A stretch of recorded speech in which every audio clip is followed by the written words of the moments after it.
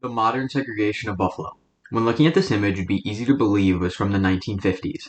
However, this map is from the 2010 census data, showing clear racial and wealth-based segregation in Buffalo. Further shown through the poverty numbers, with 64% of people of color living in poverty, while only 14% of white people. When understanding how Buffalo got to the point it is today, looking at the systemic racism is crucial, since practices like redlining were often used to segregate people of color. Redlining is a process of banks cutting majority-minority populations out of the chance for home loans, being seen in Buffalo as recently as 2010, with Evans Bank denying people inside the red lines home loans. The people inside those red lines were majority-minority. Discriminatory practices like redlining directly led to these majority-minority areas receiving worse schooling too, NPR journalist Gene Dembray explains. And housing segregation in schools. The primary way that Americans pay for public schools is by paying property taxes. People who live in more valuable homes have better funded local schools, better paid teachers, better school facilities, and more resources. Here's a feedback loop. The better the schools in a neighborhood, the more those homes in that neighborhood are worth. And the higher the property values of those homes, the more money there is for schools, and so on and so on. And this directly causes kids to be left behind when it comes to schooling, leaving kids being worse off for something they have no control over, that being their parents' income, which can be seen from this 2013 graph showing correlations between wealth and kid success in the SAT test, an unfair advantage that should not exist when it comes to public schooling.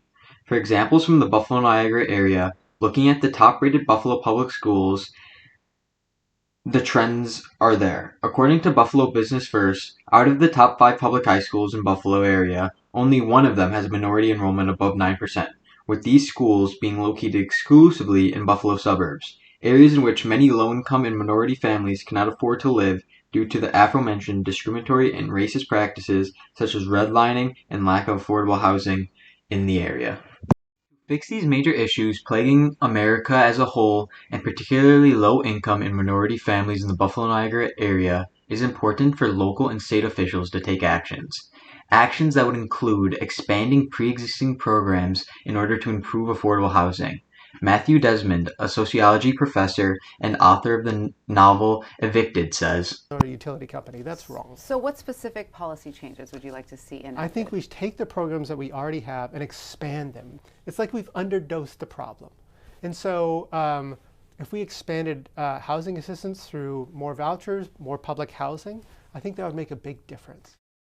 Continuing from what Matthew Desmond said, these expanded programs would help to both integrate Buffalo neighborhoods, suburbs, and schools, since it would allow for lower income and minority families to afford to move into other areas.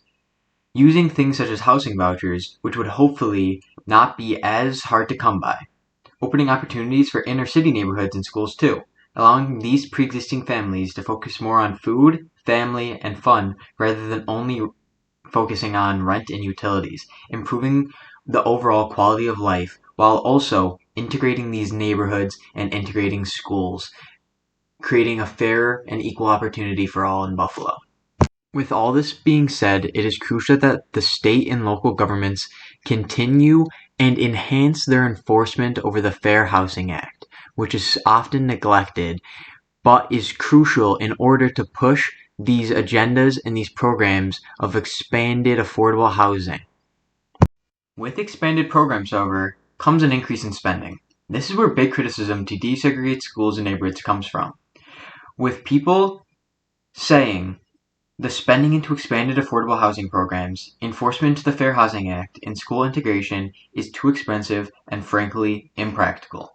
However, there are examples that these changes are both not impractical or too expensive, such as Washington Park in Cincinnati, an area inside Cincinnati that had a major revival, building the area up from within. They did this using federal housing funds, allowing local people to use this funding to make use of abandoned buildings and build affordable housing, which then provided affordable housing for these people in the area, all while doing this while maintaining diversity.